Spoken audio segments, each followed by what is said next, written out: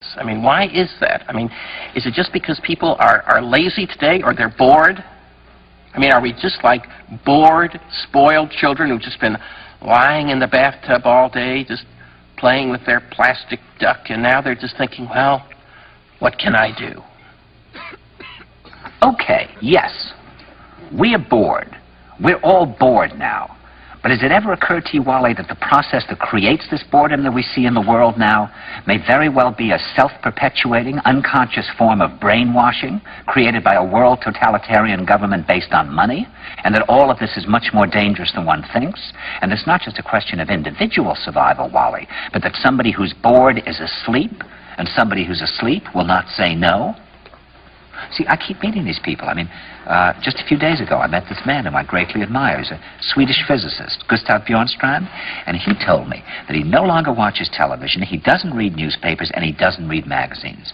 He's completely cut them out of his life because he really does feel that we're living in some kind of Orwellian nightmare now, and that everything that you hear now contributes to turning you into a robot. And when I was at Findhorn, I met this extraordinary English tree expert who had devoted his life to saving trees. He just got back from Washington, lobbying to save the redwoods. He's 84 years old. He always travels with a backpack because he never knows where he's going to be tomorrow. And when I met him at Findhorn, he said to me, "Where are you from?" And I said, "New York." He said, "New York, yes, that's a very interesting place. Do you know a lot of New Yorkers who keep talking about the fact that they want to leave but never do?" And I said, "Oh, yes." And he said, "Why do you think they don't leave?" I gave him different banal theories. He said, "Oh, I don't think it's that way at all." He said, "I think that New York is the new model for the new concentration camp, where the camp has been built by the inmates themselves, and the inmates are the guards, and they have this pride in this thing they've built. They've built their own prison, and so they exist in a state of schizophrenia, where they are both guards and prisoners, and as a result, they no longer have, having been lobotomized, the capacity to leave the prison they've made, or to even see it as a prison." And then he went into his pocket and he took out a seed for a tree and he said, "This is a pine tree." He put it in my hand and he said, "Escape before it's too late." See, actually for 2 or 3 years now, Chiquita and I have had this very unpleasant feeling that we really should get out. And we really should feel like Jews in Germany in the late 30s. Get out of here. Of course, the problem is where to go, because it seems quite obvious that the whole world is going in the same direction.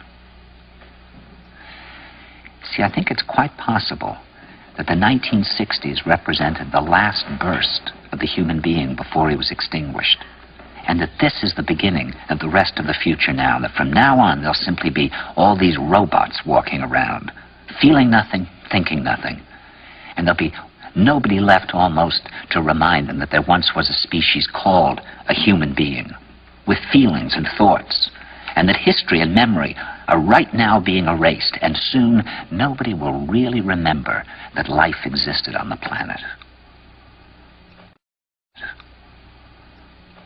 Now, of course, Bjornstrand feels that there's really almost no hope, and that we're probably going back to a very savage, lawless, terrifying period.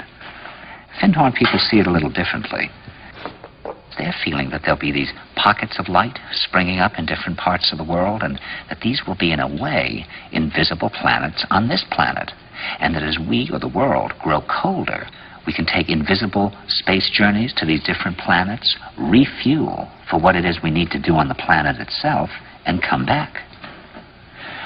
And it's their feeling that there have to be centers now where people can come and reconstruct a new future for the world. And when I was talking to Gustav Bjornstrand, he was saying that actually these centers are growing up everywhere now. And that what they're trying to do, which is what Findhorn was trying to do, and in a way, what I was trying to do.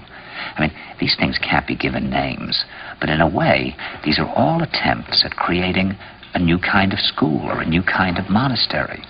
And Bjornstrand talks about the concept of reserves, islands of safety, where history can be remembered and the human being can continue to function in order to maintain the species through a dark age.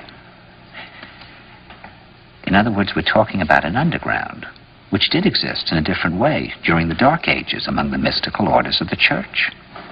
And the purpose of this underground is to find out how to preserve the light, life, the culture, how to keep things living. You see, I keep thinking that what we need is a new language. a language of the heart. Languages in the Polish forest where language wasn't needed. Some kind of language between people that is a new kind of poetry. That's the poetry of the dancing bee that tells us where the honey is. And I think that in order to create that language, you're going to have to learn how you can go through a looking glass into another kind of perception where you have that sense of being united to all things, and suddenly you understand everything.